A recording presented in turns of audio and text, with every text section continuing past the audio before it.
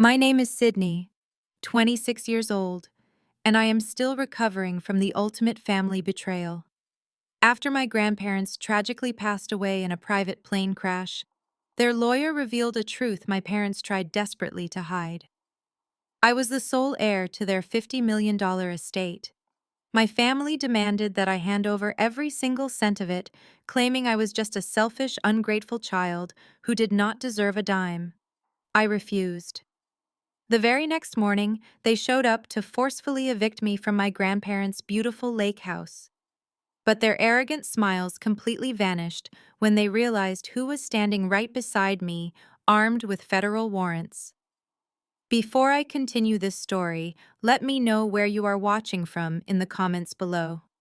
Hit the like button and subscribe if you have ever had to stand your ground against toxic family members who tried to bully you into submission. The nightmare started at exactly 6 in the morning, just 3 days after we buried my grandparents.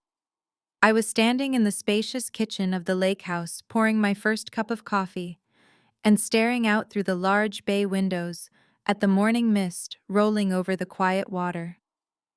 The house was completely silent, a sanctuary of peace that my grandparents had built from the ground up.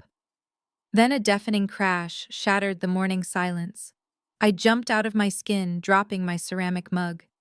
It shattered into a dozen sharp pieces on the polished hardwood floor, splashing hot coffee everywhere. Heavy footsteps stomped onto the wooden wraparound porch. Before I could even reach into my pocket for my phone to call the police, the heavy, solid oak front door was violently kicked open. The metal deadbolt splintered right out of the wooden doorframe, sending shards of wood flying into the entryway. I froze in the main hallway as 5 people aggressively barged into my home. Leading the pack was my father, Thomas. His face flushed red with a frantic, manic energy. Right behind him was my mother, Carol, clutching her expensive designer handbag to her chest, like a shield, wearing her usual expression of supreme disapproval.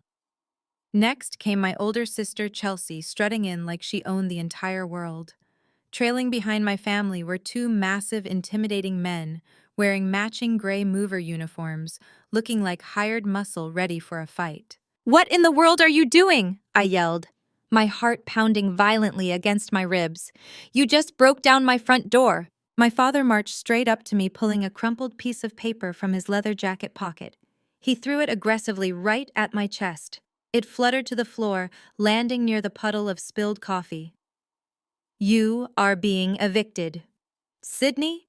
My father sneered, his voice dripping with venom.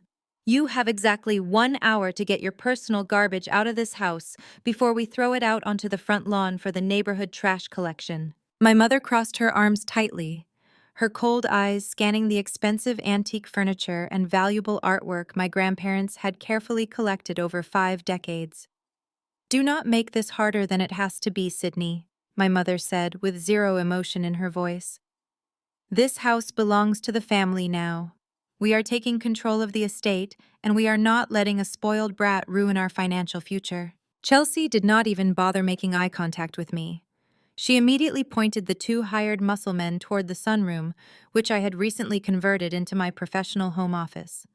"Pack up all her expensive computer screens and those stupid drawing tablets," Chelsea ordered the men with a wave of her hand. "Throw them in cardboard boxes. Do not worry if they break in the process. She can buy new toys with whatever pocket change she has left in her bank account." "Stop right there," I shouted, rushing forward to block the double doors leading to my office. "I work full-time as a freelance user interface and user experience designer for major mobile applications. My entire livelihood, years of confidential client data, and over $15,000 in high-end technical equipment were sitting on those desks. I had custom-built computers, dual curved monitors, and specialized rendering tablets. Do not touch my things." Chelsea stepped right up to me, deliberately invading my personal space. At 29 years old, she was still playing the tiresome role of the untouchable golden child. She shoved her manicured finger hard into my shoulder, pushing me back a step. "You do not get to give orders here anymore, you little brat." Chelsea hissed, her eyes wide with rage.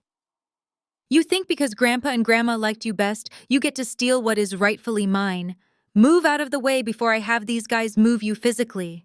I looked desperately at my parents, hoping for just a single shred of parental intervention or basic decency. But my father just checked his gold watch, looking incredibly annoyed by my resistance. "Your sister is entirely right," Thomas said, sighing heavily. "You have always been a selfish disappointment to this family, Sydney. Your sister is expecting a baby soon, and she desperately needs the financial security that this waterfront property will provide. You are just a single girl playing with computers in the sunroom. We are selling this house today." The movers pushed roughly past me, their heavy shoulders knocking me off balance, and began yanking the power cords out of my custom monitors. I stood there in the doorway, physically outnumbered and completely surrounded by the very people who were supposed to love and protect me. For 26 years, they had treated me like an unwanted burden, always prioritizing Chelsea and her extravagant, reckless lifestyle over my most basic needs. They thought I would just break down crying and submit to their demands exactly like I always did when we were kids. They thought I was weak and defenseless. I took a slow, deep breath, forcing my racing heart rate to steady. I stopped playing the victim. I stepped back from the office doorway and calmly walked over to the piece of paper my father had thrown at me earlier. I bent down and picked up the so-called eviction notice from the floor. I brushed off a few drops of coffee and carefully read the printed text. It was a poorly formatted document, clearly typed up in a rush late last night. But what instantly caught my attention was the very bottom of the page. There was a bright blue stamped notary seal and a signature, making it look like a legally binding court order. I recognized the loopy, dramatic handwriting immediately. I did not cry. I did not scream or beg them to stop. Instead, a cold, hard smirk spread across my face. I looked up at my older sister, who was currently busy directing the movers to unplug my wireless internet router. "Hey, Chelsea," I said, my voice dangerously calm and steady, cutting through the noise of the room. "This is a very official-looking legal document you brought me. You even went through the trouble of getting a notary seal stamped on it." Chelsea puffed out her chest, crossing her arms and looking incredibly proud of her own cleverness. "That is right," she said with a nasty grin. "It is fully binding under state law, so pack your bags and get out." I tapped the fake signature line slowly with my fingernail, making sure she was watching me. "That is absolutely fascinating," I replied, locking eyes with her. "Tell me, Chelsea, do you happen to know what the federal penalty is for forging a legal notary seal to commit real estate fraud?" Chelsea's arrogant smirk faltered for a fraction of a second. Her pale blue eyes darted to my father, a silent panic passing between them, before her face twisted back into a mask of pure rage. She snatched the paper out of my hand, crushing it into a tight ball. "You think you are so smart, Sydney?" she screamed, her voice echoing off the high vaulted ceilings of the living room. "You think just because you sat in that fancy mahogany office yesterday and let that crooked lawyer read a piece of paper, you suddenly own us? You do not own anything. That will is a complete joke and you know it." My mother stepped forward, her expensive heels clicking aggressively against the hardwood floor. She pointed a perfectly manicured finger right at my face. "Do not you dare speak to your sister like that after what you did to this family yesterday," Carol hissed. Sitting in that leather chair, smiling while Mr. Henderson announced that your grandfather left a $50 million estate entirely to you. $50 million, Sydney. Real estate properties, offshore trust funds, the commercial plazas downtown, and this pristine lake house. Everything.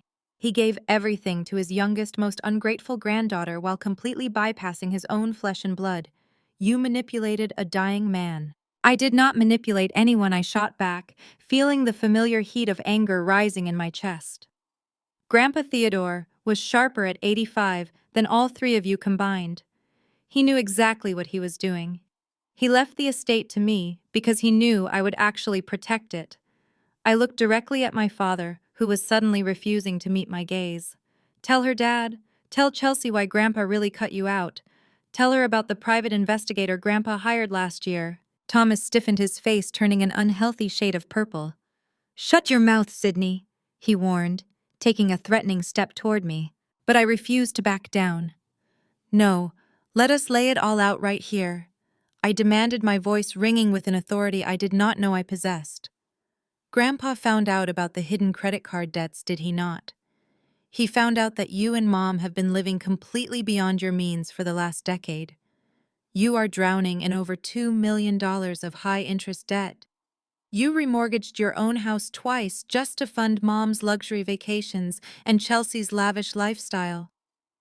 Grandpa knew that if he left you a single dime of that $50 million, the bank would seize it all before the ink even dried on the transfer papers. Carol gasped, placing a hand dramatically over her chest as if I had just stabbed her.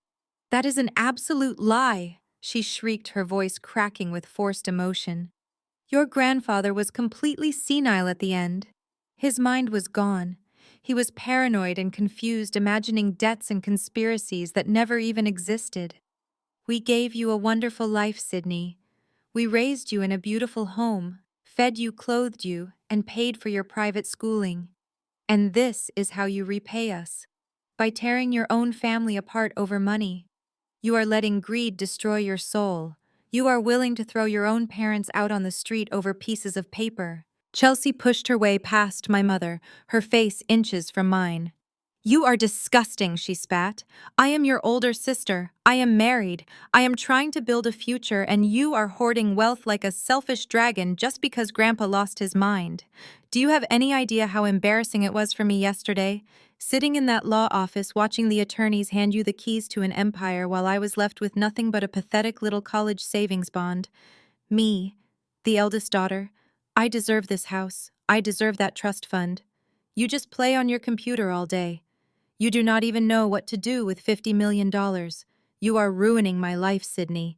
You are literally stealing food out of my future baby's mouth." I stood my ground, refusing to let their toxic barrage break me. "You are almost 30 years old, Chelsea," I said coldly. "It is not my job to fund your life, and it certainly was not Grandpa's job to bail out our parents from their own reckless financial choices. He worked his entire life to build this estate. He entrusted it to me because he knew I would not gamble it away on sports cars, designer bags, and country club memberships. This lake house is mine. The law says it is mine. So take your fake eviction notice. Take your hired thugs and get out of my house before I call the sheriff and have you all arrested for breaking and entering." The room went dead silent for a terrifying second. The hired movers shifted uncomfortably, glancing at the front door, as if realizing they had just stepped into a massive legal trap. But my father was far beyond reason. The veins in his neck were bulging. He reached inside his leather jacket again, but this time he pulled out a thick stack of official legal documents bound by a heavy blue clip. He lunged forward. Before I could react, his large hand clamped down hard around my left arm, his grip bruising and vicious. He yanked me forward, shaking me so violently my teeth rattled. "I am not playing games with you anymore, you little brat." Thomas snarled, his breath hot against my face. He slammed the thick stack of papers onto the nearest granite kitchen counter. "This is a legally binding deed transfer, and I am not walking out of this house until you sign over every single property to my name." I ripped my arm out of his brutal grip, stumbling back against the edge of the kitchen island. My skin was already throbbing rapidly, turning a dark shade of purple where his heavy fingers had dug into my flesh. "You are completely delusional," I told him, rubbing my bruised arm to soothe the stinging pain. "I am not signing anything. You cannot just force me to hand over a $50 million estate because you printed out some unauthorized legal documents." Thomas slammed his fist down on the granite counter so hard, the remaining coffee cups violently rattled against their saucers. "You do not have a choice, Sydney," he bellowed. His face inched dangerously close to mine, his eyes wide and bloodshot. "I already made a deal. Last week, while your grandfather was lying in a hospital bed attached to a ventilator, I met with the executive board of Apex Horizon Group. They are a massive luxury resort developer based out of New York. They have been aggressively trying to buy this specific lake house property for 3 entire years. They want to bulldoze this entire structure, pave over the gardens your grandmother planted, and build a multi-million-dollar corporate golf resort." I stared at him in absolute horror, feeling a sickening drop in my stomach. "You agreed to let them bulldoze Grandpa's house before he was even buried. I already took the money. Thomas roared, a visible vein throbbing furiously in his forehead. I signed a preliminary commercial agreement acting as the expected executor of the estate. I accepted a $500,000 non-refundable cash deposit from them. That money is already gone, Sydney. I used it to pay off my most aggressive high-risk creditors and keep the bank from immediately foreclosing on our family house. The developers are bringing their heavy construction crews and demolition teams in next week. If you do not sign this deed transfer right now, their corporate lawyers will personally destroy you. He took another menacing step forward, his towering frame completely blocking my path to the main hallway. He was deliberately using his physical size to intimidate me, a terrifying tactic he had relied on since I was a little girl, to enforce absolute obedience. Behind him, the two hired movers shifted their weight heavily, crossing their massive arms and glaring at me, effectively boxing me into the narrow kitchen area. Thomas continued his tirade. They have a ruthless legal team that charges over $1,000 an hour. They will bury you in endless litigation, freeze every asset you have ever touched, and drag you through civil court for decades until you are entirely bankrupt and begging for mercy. Before I could tell him to go straight to hell, my mother suddenly collapsed into one of the velvet dining chairs. She buried her face in her manicured hands and began sobbing loudly. It was the exact same theatrical performance she used whenever she needed to manipulate a situation to her advantage. "Sydney, please," Carol wailed, looking up at me with tears streaming down her face, ruining her expensive mascara. "You have to save us from this nightmare. If this resort deal falls through, the developers will aggressively sue us for breach of contract. They will demand their $500,000 back immediately, plus severe punitive damages. We simply do not have it. The bank will seize our house. Your father and I will be thrown out onto the street. We will be completely homeless and destitute." She stood up abruptly and rushed over to me, grabbing both of my hands with her cold, trembling fingers. Her heavy diamond rings dug painfully into my knuckles. "How can you be so incredibly cruel to your own parents?" Carol cried, her voice echoing with manufactured agony. "We gave you life. We took care of you when you were sick. And now, when we are on the brink of absolute financial ruin, you are going to let us lose everything just to keep a massive house you do not even need. You are a single 26-year-old girl. You do not need a waterfront estate. Sign the papers, Sydney. Do it for your family. Save your mother from living on the streets." I looked down at her hands, gripping mine tightly. For a split second, the old, deeply ingrained guilt tried to creep into my chest. The lifelong conditioning of the scapegoat daughter, always expected to sacrifice my own well-being to fix their catastrophic mistakes. But then I looked past her shoulder and saw my father eyeing the paperwork, looking significantly more annoyed than devastated. I saw the pure, unadulterated greed driving their every action. They did not care about me or my future. They only cared about maintaining their fake wealthy facade for their country club friends. I forcefully pulled my hands away from my mother, stepping back so I was no longer trapped against the counter. "I do not care about your massive debts," I said, my voice completely steady and stripped of any sympathy. "You dug this deep hole yourselves by living a life of luxury you could never afford. You stole from Grandpa, and now you are trying to steal from me to cover your illegal tracks. I am not signing the deed, and those developers can take you to court for fraud, because you never had the legal right to sell this property in the first place." A sharp, piercing laugh echoed through the kitchen. It was Chelsea. She was leaning casually against the wooden doorframe of my home office, checking her perfectly painted nails with a look of extreme boredom. "You are acting incredibly tough for someone who currently has absolutely $0 to her name," Chelsea said, a wicked, triumphant grin spreading across her beautiful face. I narrowed my eyes at her, a sudden spike of anxiety hitting me. "What are you talking about?" Chelsea let out another cruel chuckle, walking slowly toward me like a predator cornering its helpless prey. "Do you honestly think we came here this morning without a brilliant backup plan?" she taunted, tapping her phone against her chin. "While you were sleeping so peacefully in your stolen mansion last night, I made a very important phone call. I contacted the National Bank where you hold your personal checking and business accounts. I reported highly suspicious fraudulent activity related to the sudden transfer of the estate funds. My stomach twisted into a tight knot. You have absolutely no legal authority to do that, I snapped. Oh, I have plenty of authority when I have the right guidance, Chelsea bragged, flipping her long blonde hair over her shoulder. You see, you always forget exactly who I am married to. Andre knows the complex financial system better than anyone else in this room. Since my sweet, brilliant husband is currently away on a long business trip this week, he left me with some very helpful advice on how to expertly navigate federal banking loopholes. With his specific instructions, I managed to get an emergency administrative hold placed on every single account linked to your social security number. She stepped right up to my face, her breath smelling of expensive mints and pure malice. Your debit cards will instantly decline, Sydney. Your business accounts are frozen solid.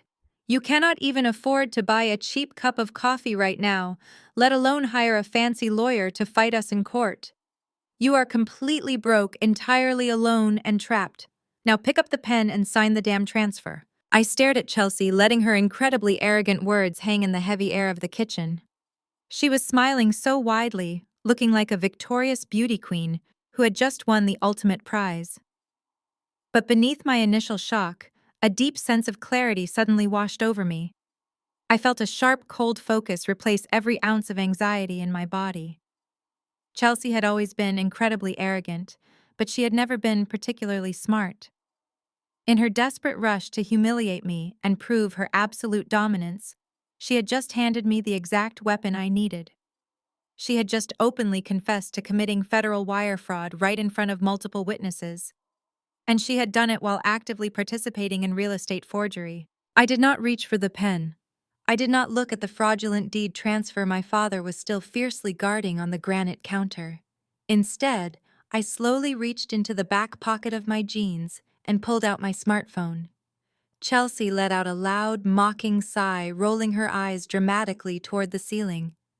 "Who are you going to call, Sydney?" she sneered, crossing her arms over her chest. "The bank is not going to help you. The police will just arrest you for trespassing. You have absolutely no one left to save you." "I am not calling anyone," I replied, my voice dangerously soft. I tapped the screen to unlock my phone and opened a custom application I had spent the last 8 months designing.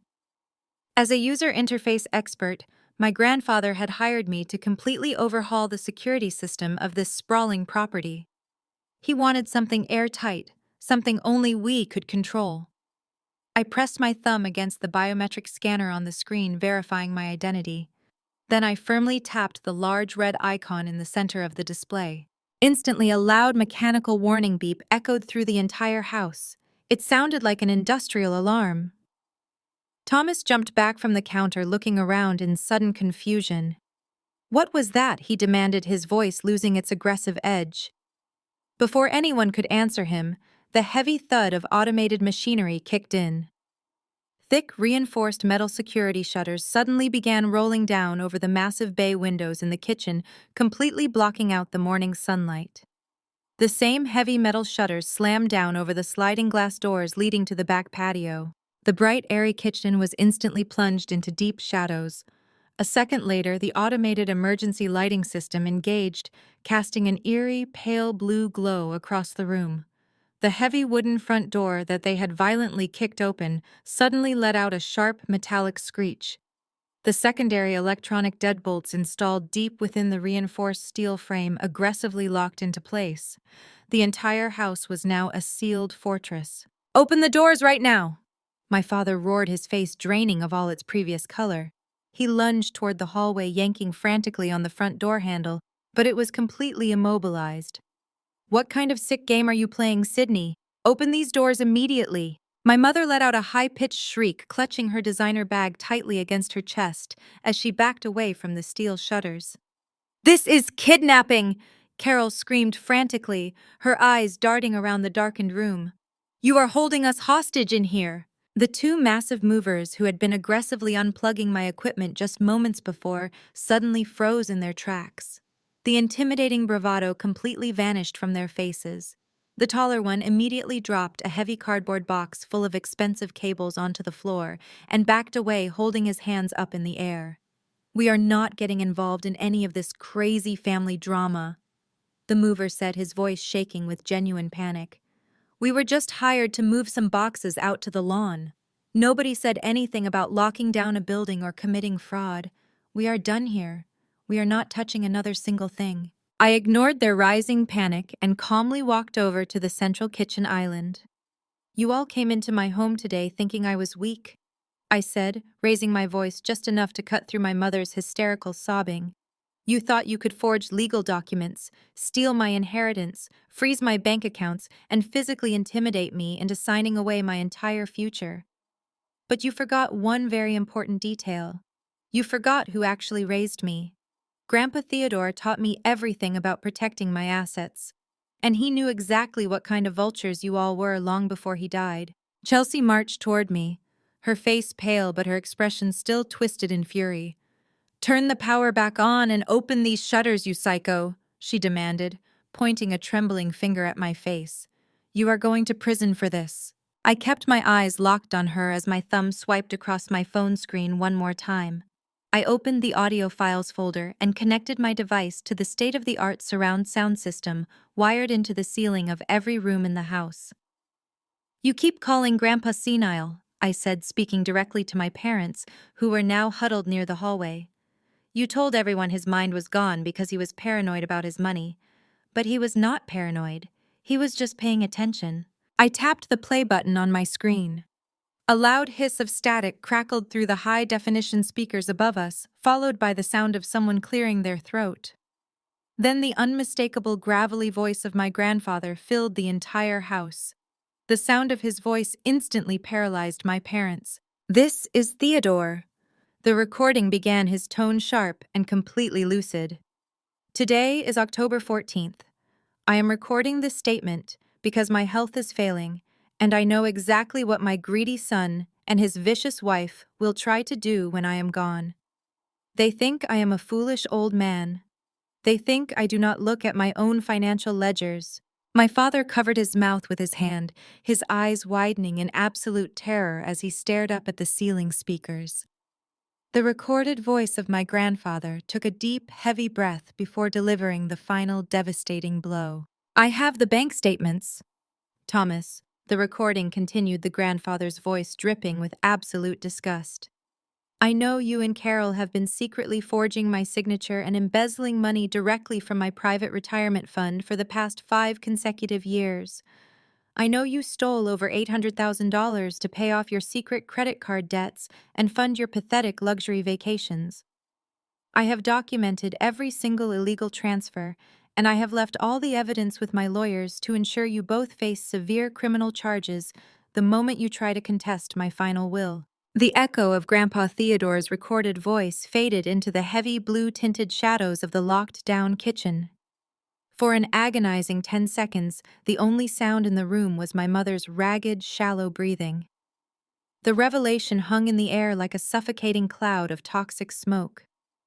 They had been caught. The meticulous, undeniable proof of their 5-year embezzlement scheme was not just a secret I held, but a weapon my grandfather had orchestrated from beyond the grave. My father's face went from a pale, sickly white to a dangerous, violent shade of crimson. The veins in his thick neck bulged visibly beneath his collar. He did not show an ounce of remorse or shame for stealing from his own dying father. Instead, his fear instantly morphed into pure, unadulterated rage. He looked at the smartphone resting securely in my hand, mistakenly believing that the sleek little device was the only copy of the damning audio file. He did not understand Cloud Backup's automated servers or the fact that my grandfather's legal team already had physical flash drives locked in a fireproof vault. Thomas just saw an immediate threat that he needed to physically destroy. He let out a guttural, animalistic roar and launched his massive frame across the narrow space separating us. His large hands were outstretched like claws aiming directly for my phone and my throat. But I was no longer the frightened, submissive little girl who used to cower in the corner whenever he raised his voice. I had spent the last 2 years taking intensive self-defense classes, precisely because I never wanted to feel physically helpless in the presence of aggressive men ever again. As he lunged forward with all his reckless momentum, I simply pivoted sharply on my right foot, dropping my center of gravity and stepping completely out of his warpath. Thomas flew right past me, his heavy leather boots slipping wildly on the polished hardwood floor where my morning coffee had spilled earlier. Unable to stop his own forward momentum, he crashed violently into the solid granite edge of the kitchen island. The wind was knocked out of his lungs with a sickening heavy thud. He collapsed onto the floor, groaning in agony and clutching his ribs. My mother shrieked loudly, her hands flying to her face as she rushed over to my father. Thomas, she cried out, kneeling beside him, but entirely unsure of what to do. The two hired movers, who had already been terrified by the metal security shutters dropping, completely retreated. They pressed their broad backs against the far wall of the living room, and one of them actually sat down on the floor, holding both of his hands high in the air to clearly signal he wanted absolutely zero part in this physical altercation. "We are not doing this," the taller mover shouted nervously. "We are just moving boxes. We did not sign up to assault anyone." Chelsea realized instantly that brute force was not going to solve their problem. The house was heavily fortified, the shutters were locked tight, and my father was currently writhing on the floor in pain. She needed a completely new angle to regain control of the narrative. She reached into her expensive designer purse and pulled out her smartphone. If she could not beat me physically, she was going to use the ultimate manipulation tactic she had perfected over a lifetime. She was going to play the innocent victim to the authorities. "You are completely unhinged, Sydney!" Chelsea yelled at me, her eyes darting around the room as she rapidly dialed a number. "You are a dangerous, violent lunatic. I am calling the police right now." She pressed the phone to her ear. Instantly, her entire posture and demeanor shifted in a display of terrifying sociopathic precision. The arrogant, vicious sister who had just threatened to leave me homeless completely vanished. In her place was a terrified, hysterical, helpless woman. "Hello, 911, please help us."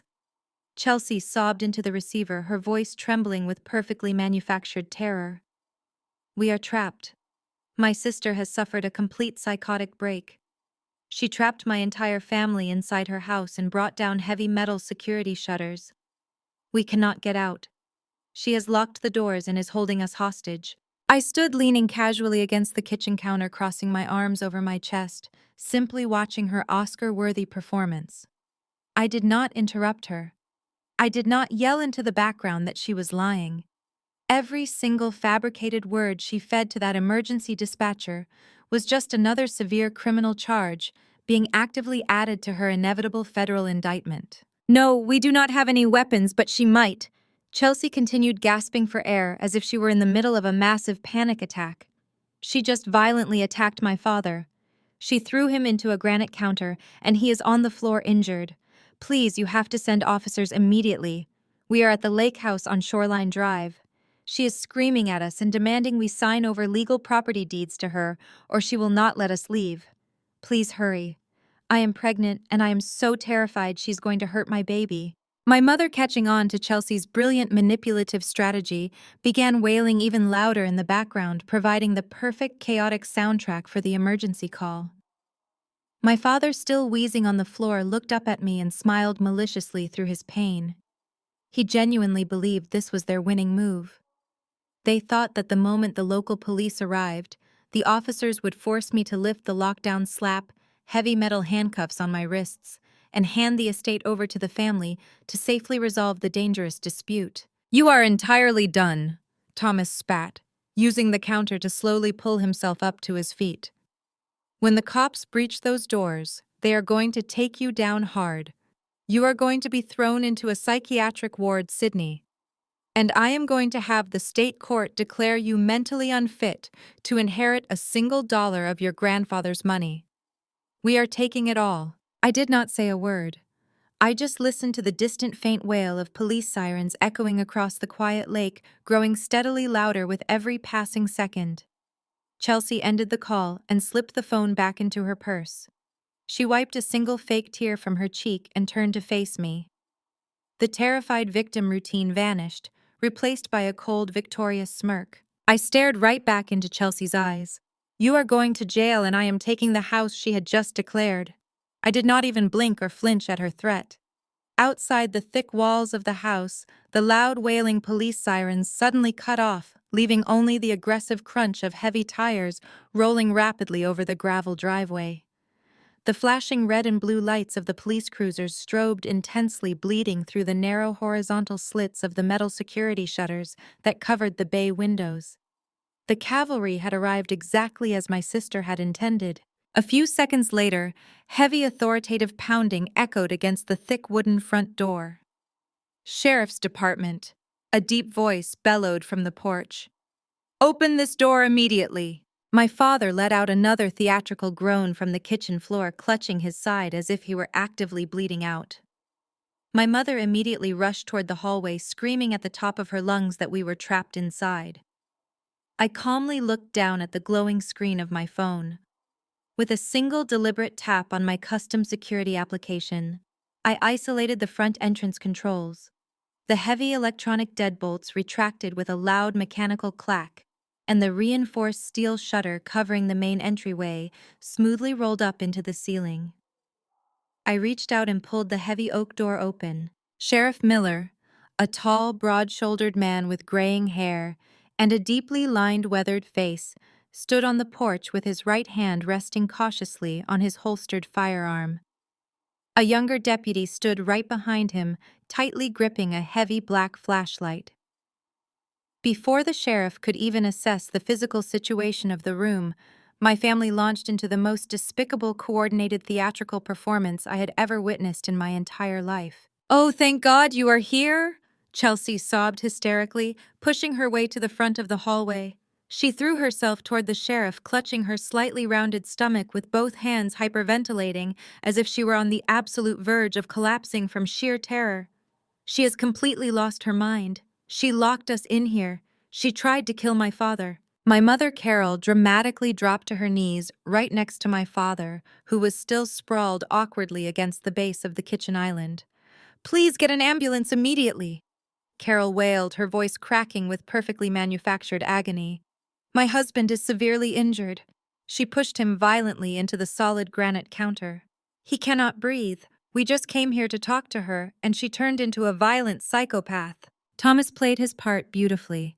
He let out a weak, pathetic cough and squeezed his eyes shut in feigned agony, acting as though his ribs were shattered into pieces. The two hired movers standing quietly in the corner of the living room immediately raised their hands much higher into the air. "We have absolutely nothing to do with this family drama," the taller mover shouted nervously over my mother's crying. "We were just hired to move some cardboard boxes out to the lawn. We are leaving right now." The younger deputy quickly stepped inside and directed the two terrified movers out onto the front porch, leaving only my family and the sheriff in the dimly lit, blue-tinted hallway. Sheriff Miller stepped fully into the house, his sharp eyes scanning the heavy metal shutters, sealing the windows, the puddle of spilled coffee on the hardwood floor, and my father writhing on the ground. He then locked his stern, evaluating gaze directly onto me. I was simply standing there by the kitchen island, my arms crossed, casually holding my smartphone. I did not look like a violent, psychotic attacker, but the sheer volume of my family's screaming was completely overwhelming the space. "Officer, you have to arrest her right now!" Chelsea demanded, her voice trembling with fake terror as she wiped a non-existent tear from her cheek. She reached frantically into her expensive designer bag and yanked out the crumpled eviction notice along with the thick stack of forged deed transfer documents. She shoved the papers directly into the sheriff's hands. "This is our family property. My father is the legal executor of the estate. We came here this morning to serve her with a lawful eviction notice because she has been illegally squatting in this house since our grandfather passed away." When we handed her the legal paperwork, she completely snapped. She triggered some crazy lockdown system to hold us hostage, and then she physically attacked my father. The sheriff took a cautious step back, holding the papers up to the pale blue emergency lighting. He flipped quickly through the forged deed transfer, his brow furrowing deeply. He saw the bright blue notary seal and my father's bold signature. He looked genuinely confused by the conflicting evidence in front of him. He had a battered older man groaning on the floor, A hysterical pregnant woman crying about her physical safety, official-looking legal documents in his hands, and a house locked down like a high-tech maximum security prison. It was a chaotic, high-stress environment, and standard police protocol dictated that he needed to immediately secure the primary threat to completely de-escalate the situation. And according to the 3 screaming witnesses in the room, the primary threat was me. Sheriff Miller handed the forged documents back to his deputy and unclipped the heavy metal handcuffs from his black leather utility belt. He took 2 slow, calculated steps toward me. His expression was stern professional and entirely unyielding. "Ma'am," the sheriff said, his voice deep and authoritative, projecting effortlessly over my mother's continuous wailing. "I need you to step away from the counter right now. I need you to put your phone down on the surface and turn around slowly. You are going to place both of your hands behind your back." Chelsea let out a loud, shuddering gasp of relief, burying her face in her hands to expertly hide the wicked, triumphant smile that I knew was spreading across her lips. My father stopped groaning for a brief second to watch the cuffs come out, his eyes gleaming with malicious satisfaction. They honestly believed they had won. They had successfully weaponized the law to completely crush me. I did not panic. I did not raise my voice to argue or desperately plead my innocence. I maintained absolute chilling composure. I gently placed my smartphone onto the granite counter exactly as instructed. I turned around slowly, presenting my back to the sheriff, and calmly laced my fingers together behind my waist. "I am completely willing to cooperate with your instructions, Sheriff," I said quietly, my voice perfectly steady and echoing clearly in the sudden silence of the room.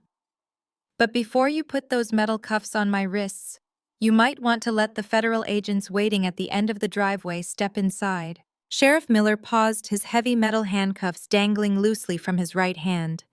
He looked at me, then glanced over his shoulder toward the massive oak front door that was still partially open to the morning air. My father stopped his pathetic groaning on the floor. My mother's fake sobbing instantly and completely dried up. Chelsea narrowed her eyes, her face twisting into a mask of pure, vicious confusion. She clearly thought I was just desperately bluffing to buy myself a few more minutes of freedom. "There are no federal agents," Chelsea spat, stepping out from behind the sheriff and pointing a manicured finger at me. "You are completely delusional. Arrest her right now, officer. Do not let her play these stupid mind games with you." But before Sheriff Miller could make another move, the heavy wooden front door swung open the rest of the way, hitting the interior wall with a loud, authoritative thud that made everyone in the room jump. The pale morning sunlight spilled into the dim hallway, casting long, sharp shadows across the hardwood floor. Heavy, synchronized footsteps echoed on the wooden porch, stepping right over the shattered glass from the broken window. A tall, imposing figure stepped over the threshold, completely blocking out the sunlight. It was Andre. For the past 4 years, my family had relentlessly mocked Chelsea's husband behind his back, and sometimes right to his face. They called him a boring pencil pusher, a low-level government drone who did not have the ambition to make real money. Because Andre was a quiet, dignified black man who preferred reading over country club gossip and drove a practical sedan instead of a flashy imported sports car, my father had constantly belittled him. Thomas loved to brag about his own supposed financial genius while treating Andre like a second-class citizen at every family gathering.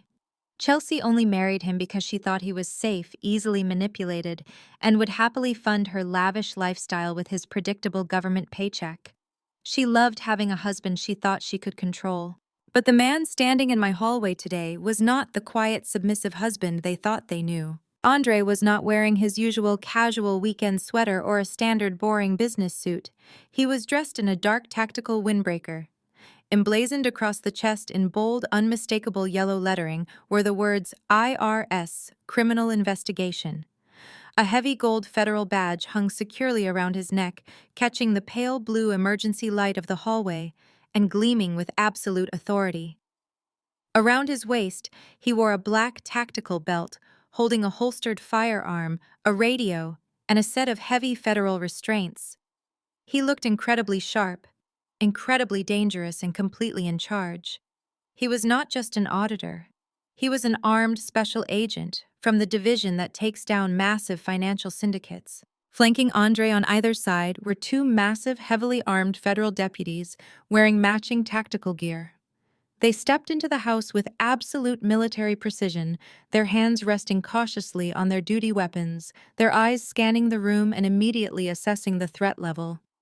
The sheer, overwhelming presence of federal law enforcement completely sucked all the oxygen out of the room.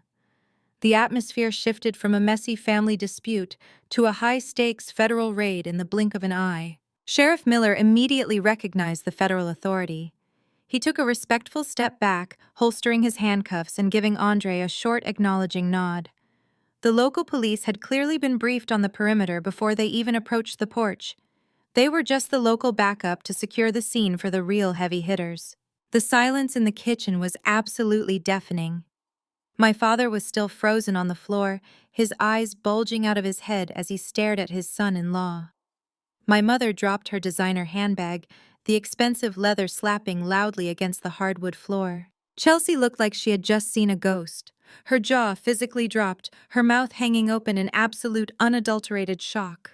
She blinked rapidly, her brain completely short-circuiting as she tried to process the impossible image of her boring, easily manipulated husband, standing in the doorway, looking like a federal tactical commander. Andre Chelsea gasped, her voice completely stripped of its previous hysterical act.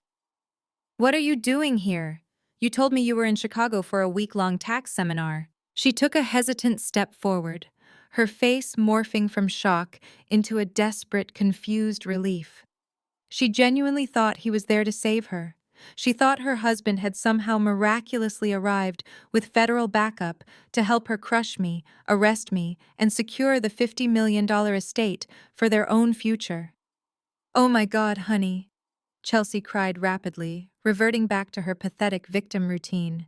She stretched her arms out and practically ran down the hallway toward him. "Thank God you are here. Sydney has completely lost her mind. She locked us in this house and attacked Dad. She forged Grandpa's will. You have to help us arrest her right now." She reached out to throw her arms around his neck, fully expecting him to embrace her, comfort her, and protect her from the imaginary threat I posed. Andre did not even blink. With a completely blank, icy expression, he smoothly sidestepped her. It was a subtle, effortless movement, but it carried the weight of absolute soul-crushing rejection. Chelsea stumbled forward, her hands grasping nothing but empty air. She barely caught her balance and spun around, staring at him in bewildered horror. "Andre, what is wrong with you?" Chelsea shrieked, her voice echoing shrilly in the confined space, her fake tears entirely gone. "I am your pregnant wife. I am terrified. Why are you looking at me like that?" Andre did not look at her. He did not look at my mother, who was now trembling uncontrollably by the kitchen island, realizing that the walls were rapidly closing in. He did not even look at me. His sharp, calculating gaze bypassed everyone else in the room and locked directly onto my father, who was desperately trying to pull himself up off the floor using the edge of the granite counter. Andre walked slowly past his wife, leaving her standing there in absolute humiliation. His heavy tactical boots thudded against the floorboards with rhythmic, terrifying finality. He stopped right in front of Thomas. The sheer height difference made my father look incredibly small, incredibly pathetic, and completely cornered. Andre reached inside his windbreaker and pulled out a thick, sealed envelope bearing the official seal of the United States Department of the Treasury. He held it up slightly, just enough for my father to see the bold red urgent stamp right across the front. "I am not here for Sydney," Andre said, his voice a low, booming baritone that commanded absolute terrifying authority. "I am here for the $500,000 undeclared wire transfer you accepted from Apex Horizon Group yesterday afternoon." My father stared at the man he had verbally abused for years, his mouth opening and closing like a suffocating fish. "What are you talking about, Andre?" Thomas finally stammered, his voice lacking any of its usual booming authority. "That was a standard business transaction. I am the executor of the estate. I have the legal right to secure deposits for the property." Andre pulled a thick stack of papers from the envelope, the crisp pages rustling loudly in the quiet kitchen. "You are not the executor of anything, Thomas," Andre stated coldly, his eyes locked onto my father. And it was not a standard business transaction. It was a massive illegal wire transfer across state lines involving a corporation and an unauthorized signatory. But honestly, that $500,000 is just the cherry on top of a very large, very rotten cake. We are actually here for the $800,000 you and Carol stole from a dying man. My mother let out a sharp gasp, dropping her hands from her chest and practically collapsing against the side of the granite island. You have absolutely no proof of that, Thomas growled, though his hands were trembling visibly by his sides. That audio recording Sidney played is just an old man rambling. His mind was gone. It means absolutely nothing in a court of law. You are right about one thing, Andre replied smoothly, not missing a single beat. An audio recording alone is not enough to secure a federal indictment, which is exactly why Sidney came to me 6 months ago. Chelsea whipped her head around to look at me, her eyes burning with pure, unadulterated hatred. You went to him, she screeched, her voice echoing shrilly. You two have been sneaking around behind my back for 6 months. I did not flinch. I noticed massive financial discrepancies in Grandpa's accounts when I was setting up his new home security network. I explained calmly, maintaining eye contact with my furious sister. Whole chunks of his retirement fund were vanishing into random offshore accounts. I knew I needed someone who understood complex forensic accounting, someone who had the federal clearance to dig deep without tipping our parents off. So I called the smartest financial investigator I knew. Andre gave a slow, deliberate nod, his gaze never leaving my father. For the past 6 months, Sidney and I have been quietly building a comprehensive federal case against both of you for severe elder financial abuse. Every single time you mocked me at a Sunday family dinner for having a boring desk job, I was going back to my office on Monday morning to legally subpoena your hidden bank records. Every time you bragged to the entire table about your brilliant business acumen, I was meticulously documenting your trail of wire fraud.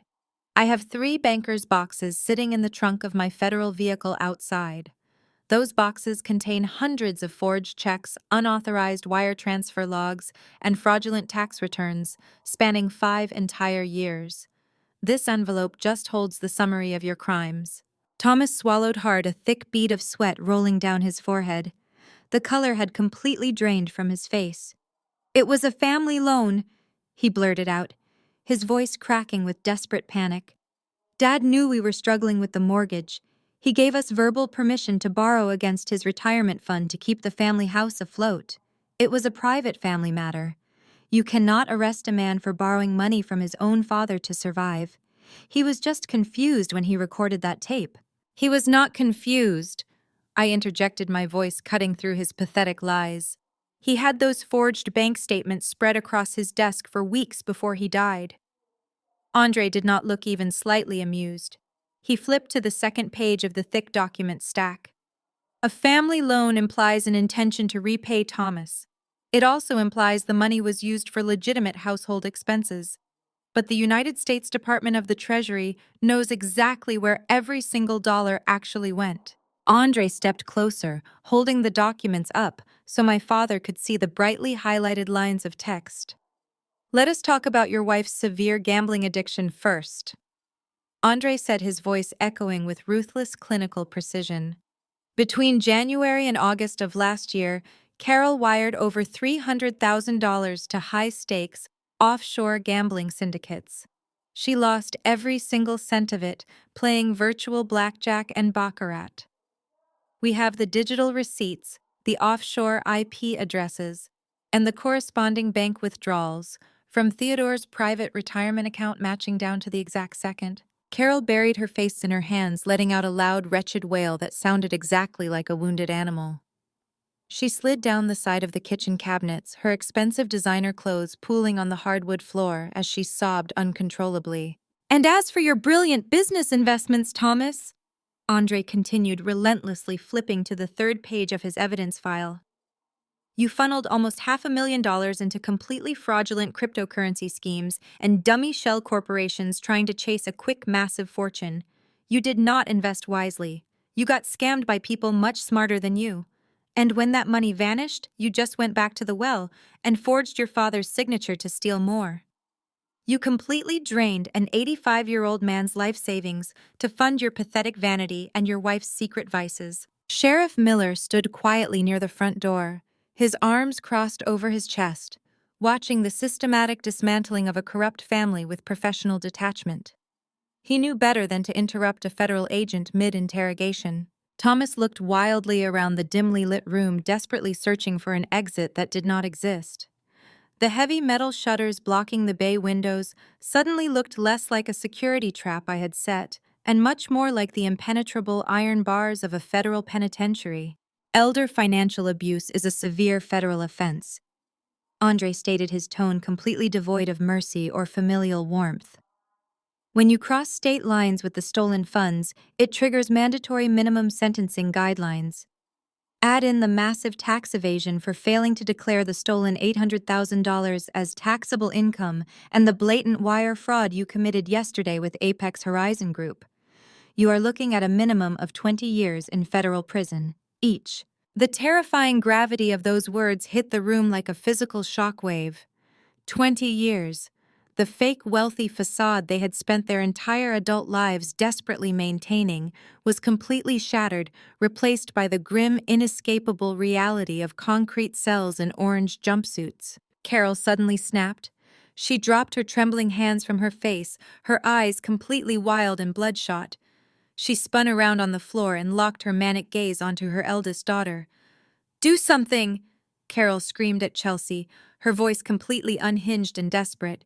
"He is your husband, Chelsea. Tell him to stop this investigation right now.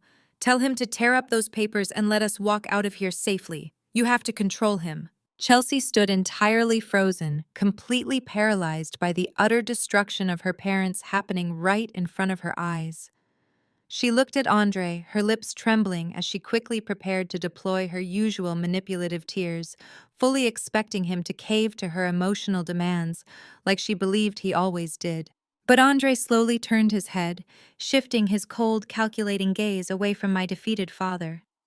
He looked directly into the terrified blue eyes of the woman he had been married to for the last 4 years. "Do not bother asking her for help, Carol," Andre said, his voice dropping to a terrifyingly quiet, razor-sharp whisper. "Because Chelsea has a massive federal problem of her own to deal with." Chelsea physically recoiled, as if Andre had just slapped her across the face. The arrogant, entitled golden child persona entirely dissolved, replaced by genuine, unadulterated panic. Her bright blue eyes darted frantically around the room, searching for an escape route or an ally, but she was completely surrounded by the disastrous ruins of her own family. "What on earth are you talking about?" "Andre?" Chelsea choked out, her voice trembling so violently she could barely form the words. She took a hesitant step toward him, raising her hands in a desperate, pleading gesture. "I am your wife. I am carrying your child. I have absolutely no federal problems. I just came here today to help my parents secure their financial future. I have done nothing wrong." Andre did not move a single muscle. He stood like a monument of cold, calculated justice, completely immune to her desperate performance. He looked down at her with an expression of such profound disgust that I actually saw Chelsea flinch. "You have done nothing wrong," Andre repeated, his voice echoing loudly in the quiet, blue-lit kitchen. "That is a fascinating perspective, Chelsea. Because according to the surveillance logs and financial tracking I have been running on you for the last 4 months, you have been exceptionally busy doing a lot of wrong. Let us talk about Jason." The color instantly drained from Chelsea's face, leaving her looking like a porcelain doll about to shatter into a million pieces. My parents, who had been wallowing in their own criminal misery just seconds before, both snapped their heads up to stare at my sister in complete shock. "Jason," my mother croaked from her pathetic position on the floor. "Who is Jason?" "Jason is a 32-year-old personal fitness instructor who works at the luxury downtown gym. Chelsea attends 5 days a week," Andre stated loudly, making sure every single person in the room heard the absolute truth. "Jason is also the man my loving wife has been sleeping with for the past 7 months." While I was pulling 60-hour work weeks at the federal building, trying to provide the lavish lifestyle she constantly demanded, she was using our joint credit cards to book expensive weekend getaways at boutique hotels with her lover. That is a lie, Chelsea shrieked, her voice cracking into a hysterical pitch. Real panicked tears began streaming down her cheeks, completely ruining her perfect makeup. It is a disgusting lie. Sydney made that up. Sydney is trying to destroy our marriage because she is incredibly jealous of me. She always has been. Sydney did not have it to make anything up. Andre countered, his voice steady and relentless, like an approaching freight train. I am a federal investigator, Chelsea.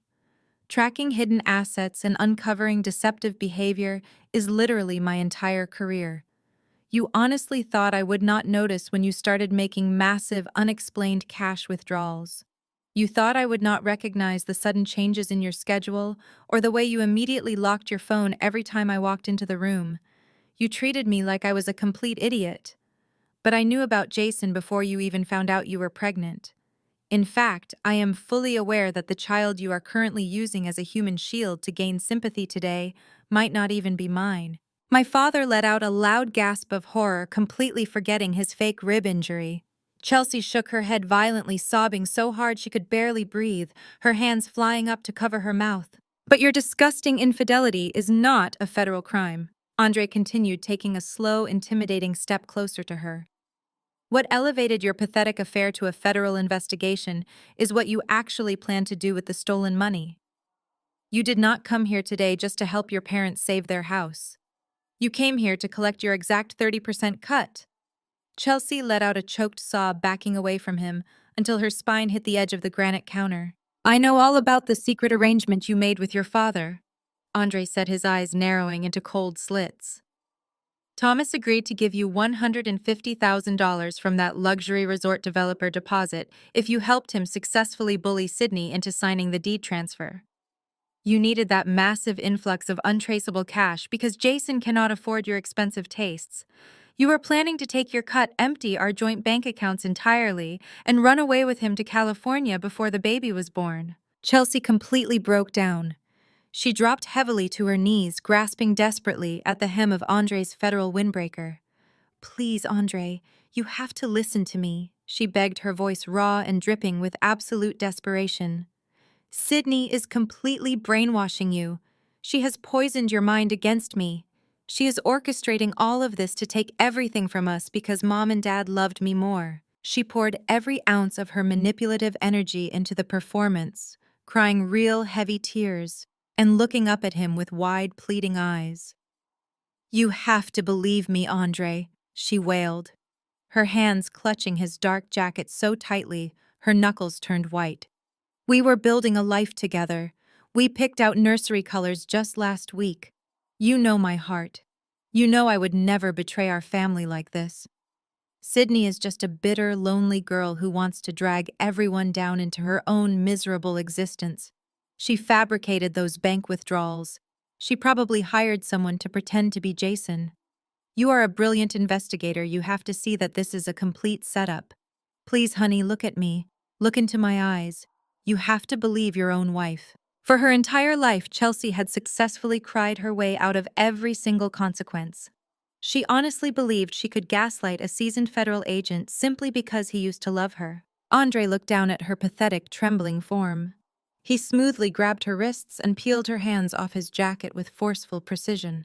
He took a deliberate step backward, creating a vast physical distance between them that mirrored the absolute death of their marriage. He reached into the inner pocket of his tactical vest, his expression entirely unreadable. I do not believe a single word that comes out of your lying mouth anymore, Andre stated flatly. But I do believe hard digital evidence. He pulled out a thick bound stack of printed records and forcefully slapped them down onto the kitchen counter, right next to my father's forged deed transfer. The heavy thud made Chelsea jump.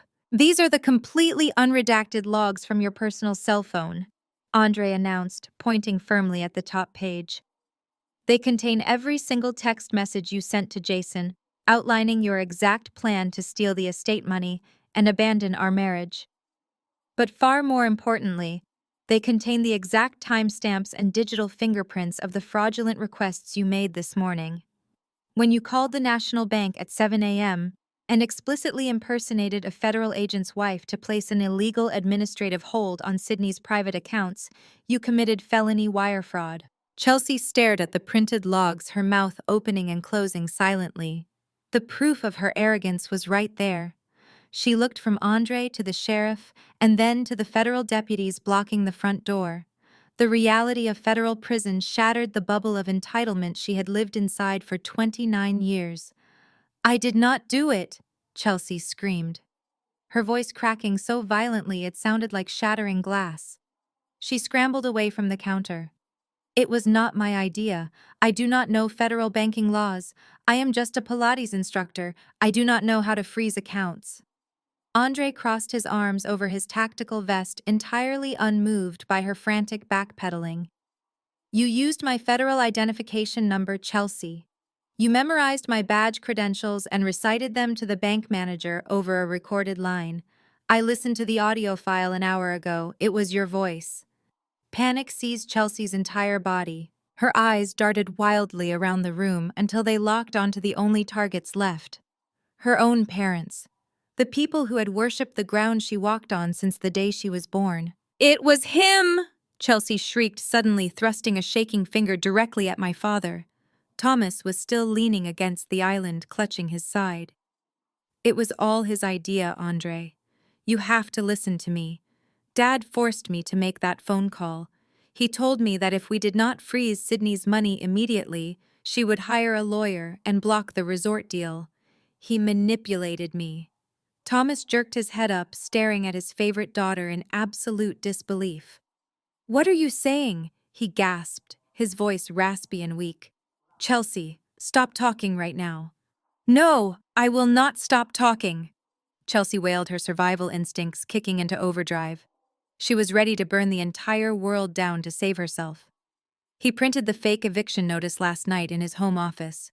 He went online and found a digital image of a state notary seal and photoshopped it onto the bottom of the page. He even bragged about how easy it was.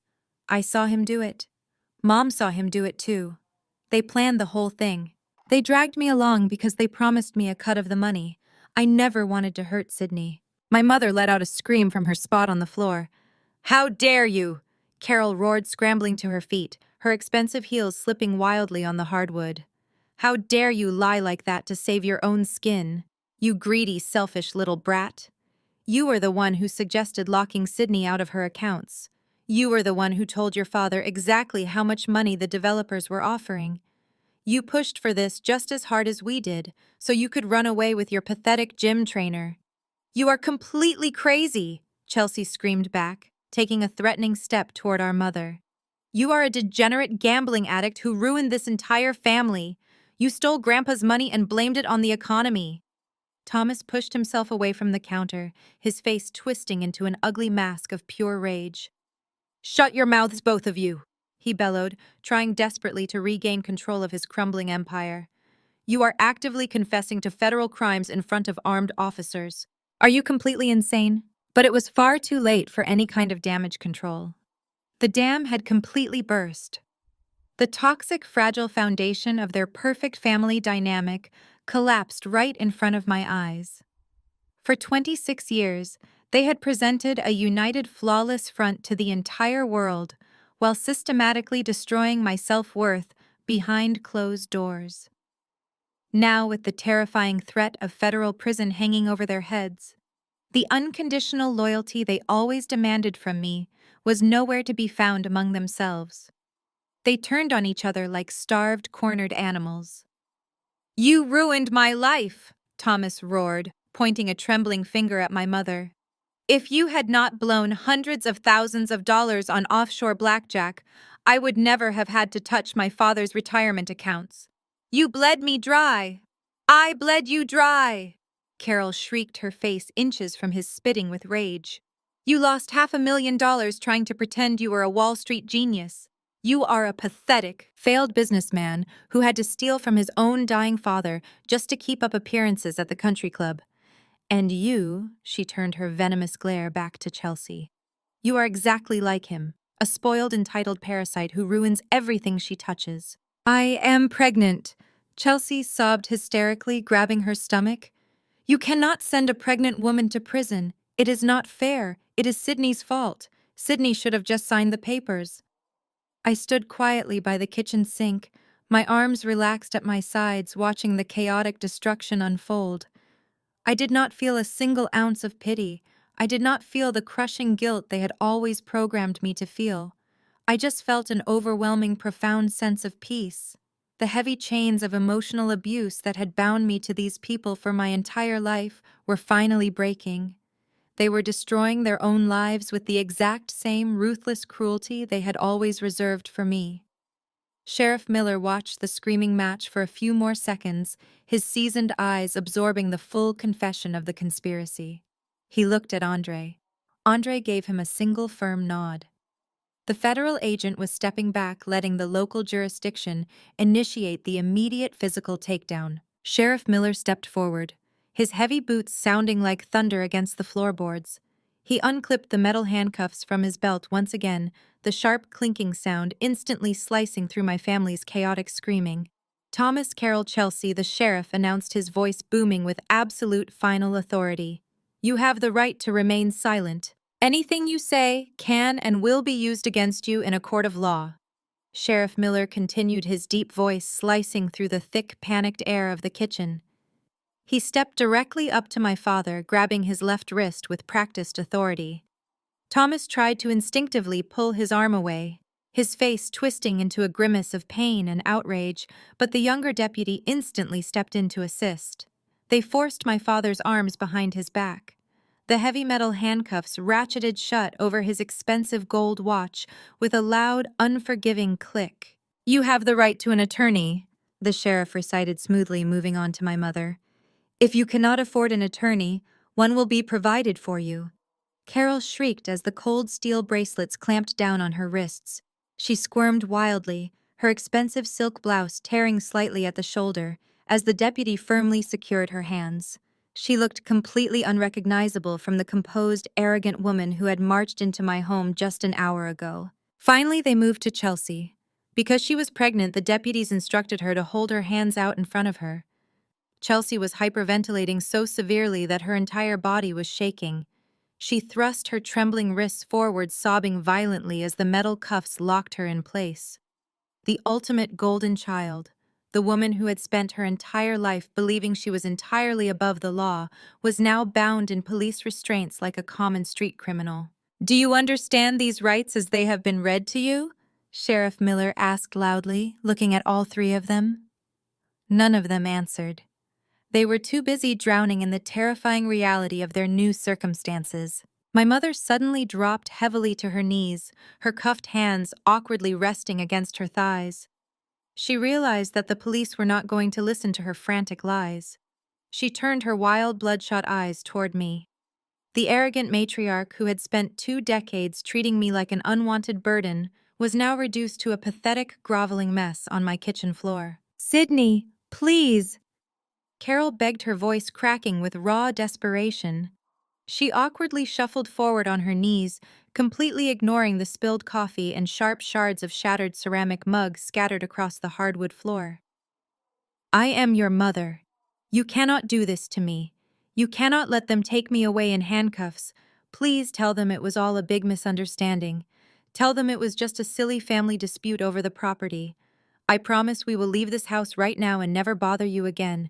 We will not ask for a single dime. Just please drop the charges. You have to drop the charges, Sydney. I looked down at the woman who had watched my father physically attack me just minutes before, without lifting a single finger to help. I looked at the woman who had happily stolen hundreds of thousands of dollars from a dying old man to fund her secret gambling addiction. I did not feel an ounce of sympathy. My heart was completely steady. I cannot drop the charges, Mom, I replied, my voice chillingly calm and entirely devoid of emotion. This is not a petty civil dispute over a broken window. You did not just break into my house. You committed massive financial crimes against the United States government. These are federal indictments for felony wire fraud, tax evasion, and elder financial abuse. The federal prosecutor is pressing these charges against you, not me. I am just the primary witness who provided the digital evidence. Even if I wanted to stop this, which I absolutely do not, it is entirely out of my hands now. The last sliver of hope completely drained from my mother's face. The heavy, terrifying finality of the word federal finally sank into her brain. She let out a long, hollow gasp and slumped forward, staring blankly at the floorboards. "Get them up and get them out of here," Andre ordered the local deputies, his voice ringing with absolute authority. The officers hauled my parents and my sister to their feet. They physically turned them around and began marching them down the hallway toward the broken front door. I followed closely behind, wanting to watch every single second of their departure. The heavy metal security shutters covering the entryway had been fully retracted, allowing the bright, unforgiving morning sunlight to flood into the house. As my family was frog-marched out onto the wide wooden porch, stepping awkwardly over the splintered wood and shattered glass from their violent break, in a new layer of humiliation awaited them. The two massive hired movers who had quickly evacuated the house when the federal agents arrived were currently standing right in the middle of the front lawn. They both had their smartphones raised high in the air, actively recording high-definition video of the entire arrest. My parents had spent their entire adult lives obsessed with their pristine public image. They cared more about what their wealthy country club friends thought of them than they ever cared about me. Now the flashing red and blue strobe lights of the police cruisers were brightly reflecting off the camera lenses of the movers' phones. The loud commotion had drawn the attention of the surrounding waterfront properties. Neighbors had stepped out onto their expensive wrap-around porches, holding their morning coffee mugs, watching in stunned silence as the supposedly perfect, wealthy family was paraded across the grass in steel handcuffs. The horrific video footage would be circulating through their entire social circle before noon. My father kept his head down, his face burning bright red with absolute shame as the deputies guided him toward the first squad car. My mother was practically being dragged by her arms, her legs refusing to support her weight as she wailed uncontrollably. Chelsea was led toward the second police cruiser, parked near the edge of the long gravel driveway. She was stumbling over her own feet, her perfect blonde hair tangled and ruined. Just as the deputy reached out to open the heavy back door of the cruiser, Chelsea twisted her body around. She looked desperately back toward the house. "Andre!" Chelsea screamed, her voice tearing through the quiet morning air. "Andre, please do not let them take me. You are my husband. Please help me." Andre walked slowly down the wooden porch steps, his dark federal windbreaker shifting quietly in the morning breeze. He walked past my completely ruined parents and approached the side of the second squad car. Chelsea let out a loud, shuddering gasp of relief, genuinely believing that he had come to offer her a final word of comfort or promise to hire her a brilliant defense attorney. Andre stopped right in front of her. He did not reach out to hug her. He did not offer her a single word of reassurance. Instead, he reached into the large front pocket of his tactical vest and pulled out a thick, plain manila envelope. He held it out directly toward her cuffed hands. Chelsea stared at the thick envelope. Her wrists were bound tightly by the heavy steel handcuffs, so she had to awkwardly pinch the edge of the manila paper with her trembling fingers. She looked up at Andre, her eyes wide and desperate, still desperately clinging to the microscopic delusional hope that he was handing her the business card of a high-powered defense attorney, or perhaps a document that would somehow grant her immediate bail. But Andre's face was a mask of carved stone, completely unreadable and utterly devoid of the love he once held for her. "What is this?" Chelsea whispered, her voice barely audible over the low, rumbling idle of the police cruiser's engine. "Open it," Andre instructed flatly. Because of the heavy restraints clamping her wrists together, Chelsea fumbled pathetically with the metal clasp of the envelope. It took her several agonizing seconds to pry it open. She managed to slide the thick stack of premium white paper out just enough to read the bold black capitalized letters printed across the very top of the first page: "Petition for dissolution of marriage." Below that terrifying header, clearly highlighted in bright yellow marker, were the specific legal grounds for the filing: severe financial fraud and admitted adultery.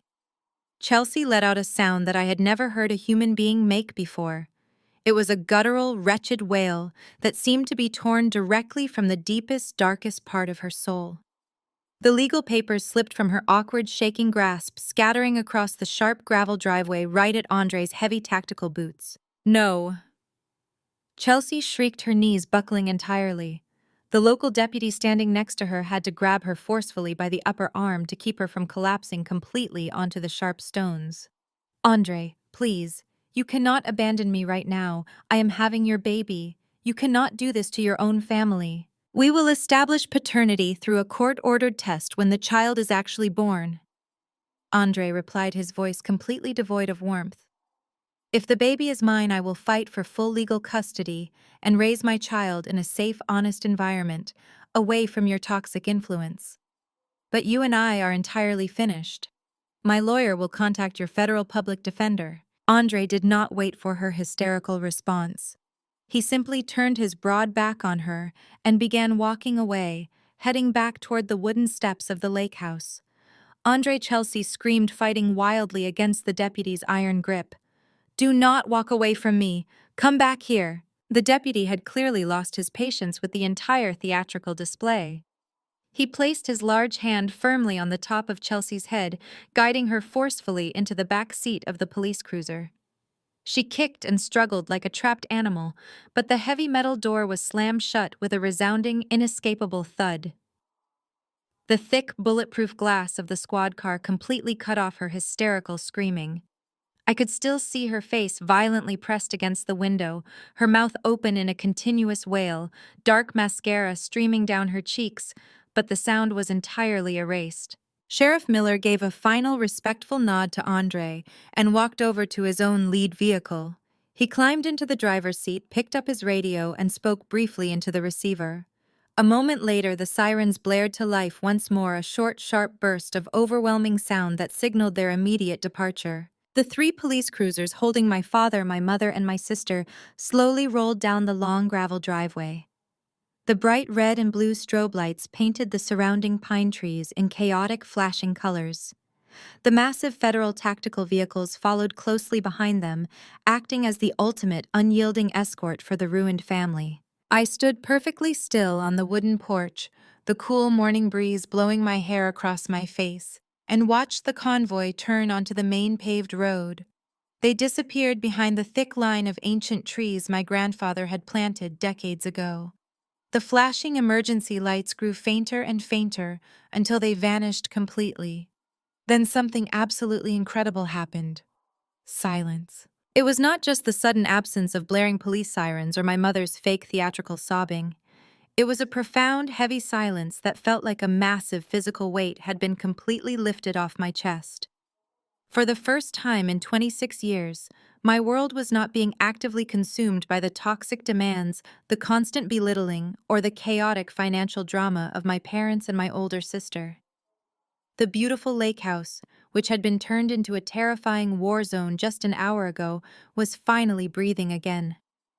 The only sound left in the world was the gentle lapping of the lake water against the wooden dock and the soft rustling of the morning wind through the leaves. Andre walked slowly up the porch steps, his heavy tactical boots crunching softly on the leftover pieces of broken window glass. He stopped next to me, resting his strong hands on the wooden railing, and looked out over the calm, glittering water. He looked incredibly tired. The intense adrenaline of the federal raid was finally leaving his system, revealing the deep, agonizing emotional exhaustion of a man who had just dismantled his own marriage to do the right thing. Are you okay? Andre asked quietly, not looking at me, just staring out at the distant horizon. I took a long, deep breath.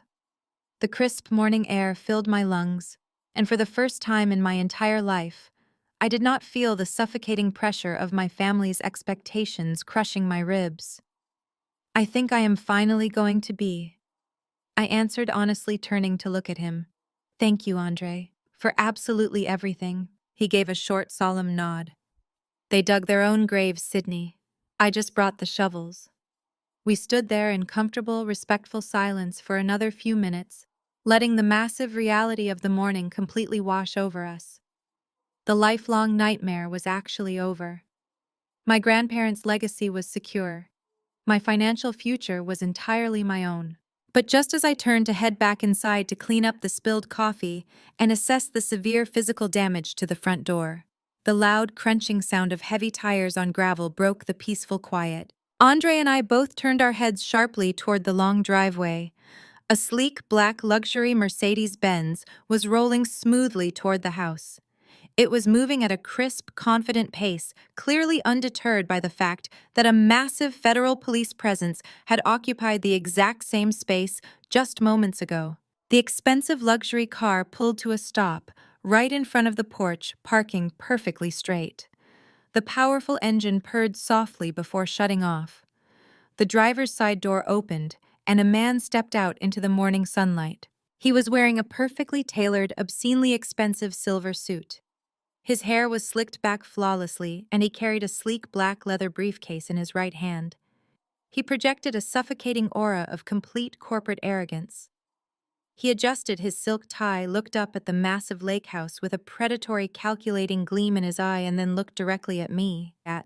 He smiled a cold, shark-like grin that made my stomach tighten defensively.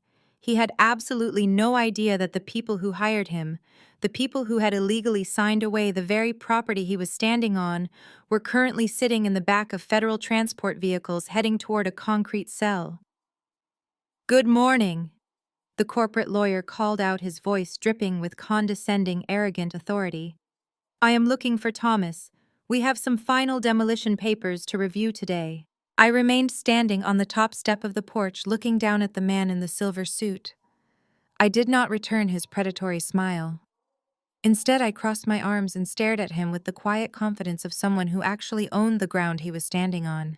"Thomas is not here," I replied, my voice completely flat and unbothered. "And he will not be returning to this property anytime soon. In fact, he will likely be spending the next 20 years in federal prison." "I am Sydney. This is my house. You must be the lawyer representing Apex Horizon Group." The lawyer stopped halfway up the gravel walkway, his polished leather shoes crunching to a halt. His arrogant grin faltered for a fraction of a second before he quickly recovered, masking his confusion with a thick layer of corporate superiority. He let out a short, dismissive chuckle and shook his head as if he were dealing with a confused, stubborn child. "Right," the lawyer said, popping open the golden latches of his expensive black leather briefcase. "Thomas mentioned he had an estranged daughter who was illegally squatting on the premises. Listen, Sydney, I do not have time for family drama this morning. I am billing my clients over $800 an hour." Thomas signed a legally binding commercial agreement with Apex Horizon Group yesterday afternoon. We wired him a $500,000 non-refundable deposit to secure the immediate handover of this estate. Our demolition teams are scheduled to arrive with heavy machinery first thing Monday morning to tear this structure down. So unless you want my firm to hit you with a massive civil lawsuit for obstructing a commercial development, I suggest you pack your bags and vacate the premises immediately.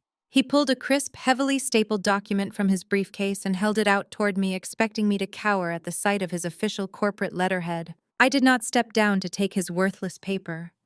Instead, I calmly reached into the pocket of my jacket and pulled out a folded document of my own. It was a certified, notarized copy of my grandfather's actual last will and testament, along with the summary pages of the ironclad living trust he had established months before his sudden death. I walked slowly down the wooden steps and handed the thick packet directly to the corporate lawyer. "You might want to read this before you call your demolition crews," I suggested quietly. The lawyer snatched the papers from my hand with an annoyed sigh. He adjusted his expensive silk tie and began scanning the first page. I watched his eyes dart back and forth across the legal text. It only took about 15 seconds for his arrogant, shark-like demeanor to completely evaporate. The healthy pink color rapidly drained from his face, leaving him looking like a sick, pale ghost in his expensive, tailored suit. "This cannot be right," the lawyer muttered frantically, flipping to the second page to check the dates and signatures. "This document clearly states that the entire estate, including this specific land parcel, was transferred into an irrevocable trust, naming you as the sole beneficiary 6 months ago.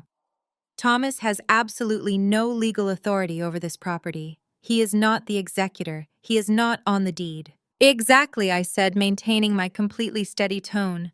Thomas forged a fake deed transfer and sold you a piece of property he did not own. That means the contract you are holding in your hand is entirely fraudulent and completely void. You are trespassing on private property.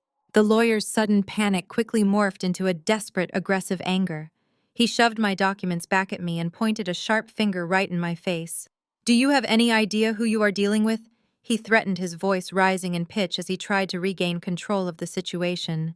Apex Horizon Group is a billion-dollar corporation. We do not just walk away from a $500,000 investment because of a fake deed. If Thomas stole our money, we will sue this entire estate into absolute oblivion. We will tie this property up in civil litigation for the next 20 years. We will drain every single cent you have in legal fees until you are begging us to take this land just to stop the bleeding. You are going to lose this house, Sydney. It is just a matter of time. He was trying to use the exact same emotional intimidation tactics my father had tried to use just an hour earlier. He thought he could bully me into submission with the sheer crushing weight of his massive corporate wealth. But before he could utter another empty threat, Andre stepped out from the deep shadows of the porch. The corporate lawyer instantly froze in his tracks. He took in the sight of the tall, imposing black man wearing a dark tactical windbreaker with IRS criminal investigation printed in bold yellow letters right across the chest. The heavy gold federal badge glinting brightly in the morning sunlight was impossible to ignore. Andre did not look like a man who cared about billion-dollar corporations or expensive civil lawsuits. "You are not going to sue anyone today," Andre stated, his low, booming voice instantly commanding absolute obedience.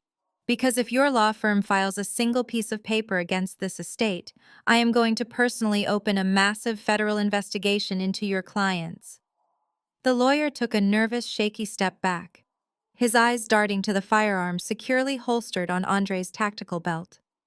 "Excuse me," the lawyer stammered, holding his hands up defensively.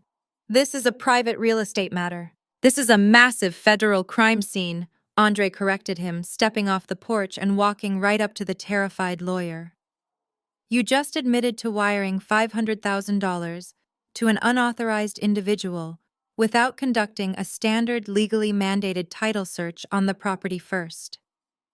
In the eyes of the United States Treasury Department, a $500,000 payment, handed over in secret, to a man who does not own the property, does not look like a real estate deposit.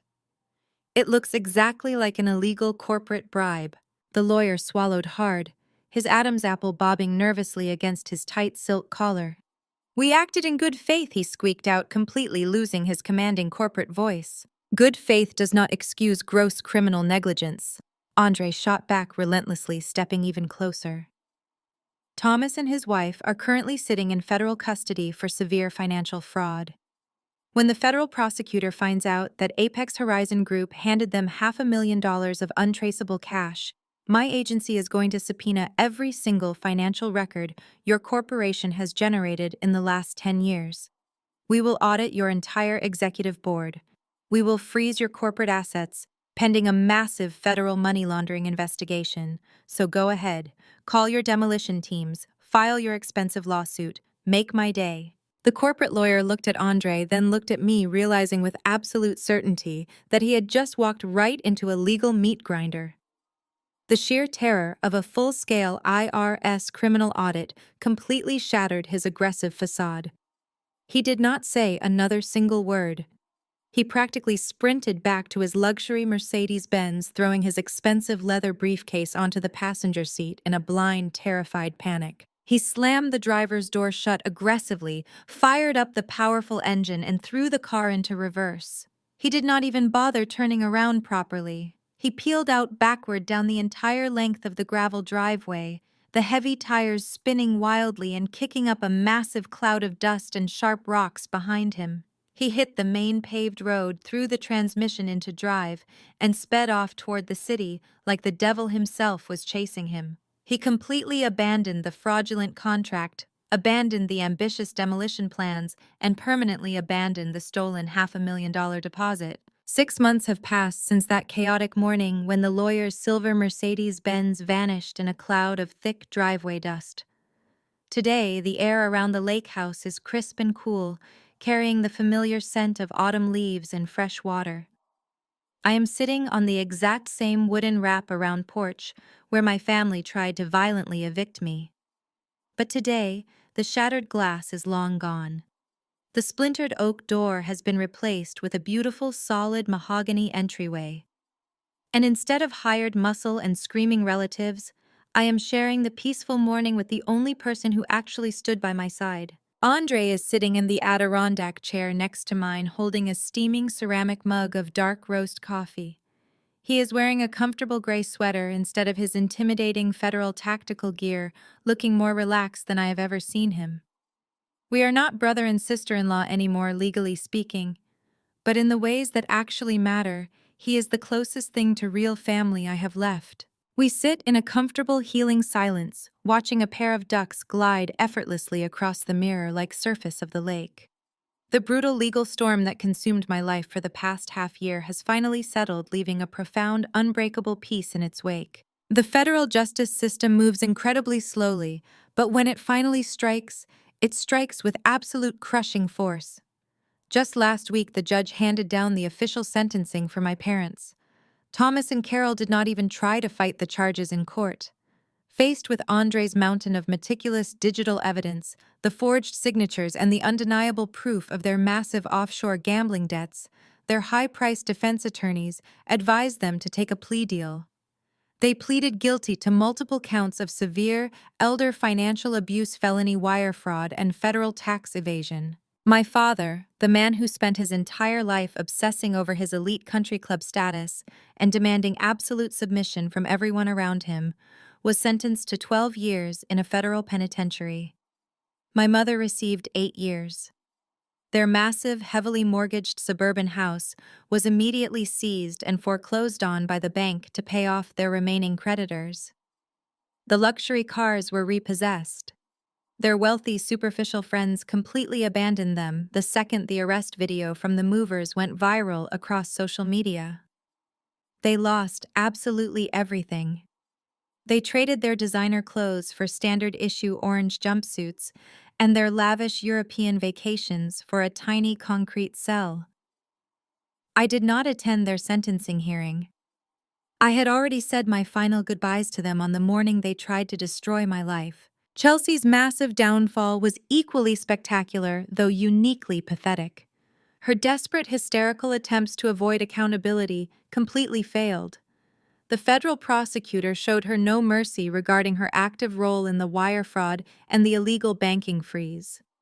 Because she was a first-time offender and heavily pregnant, she narrowly avoided a lengthy prison sentence. Instead, she was slapped with 5 years of strict federal probation, massive financial restitution fines, and mandated to complete 800 hours of grueling community service. Her personal life imploded even faster than her criminal defense. Andre finalized the divorce with lethal, uncompromising efficiency. He completely protected his own assets and walked away from her toxic web without a single scratch. When the court-ordered paternity test finally came back, it confirmed exactly what Andre had suspected. The baby belonged to Jason, the personal fitness trainer. Predictably, the moment Jason realized Chelsea was entirely bankrupt, completely cut off from the $50 million estate and facing severe federal charges, he packed his bags and vanished into thin air. He wanted a wealthy, spoiled housewife to fund his life, not a disgraced felon drowning in legal debt. Chelsea is currently living in a cramped, dark studio apartment on the bad side of town. She spends her weekends picking up trash along the state highway in a bright orange safety vest to fulfill her community service hours. The untouchable golden child is finally learning exactly how the real world operates when you cannot manipulate your way out of the consequences. I take a slow sip of my coffee, feeling the warm liquid soothe my throat. I look around at the beautiful sprawling estate my grandfather built with his own 2 hands. For 26 years, I was conditioned to believe that setting boundaries was a selfish act. My parents drilled it into my head that family was an unbreakable bond, a free pass to endure endless emotional manipulation, financial exploitation, and blatant disrespect.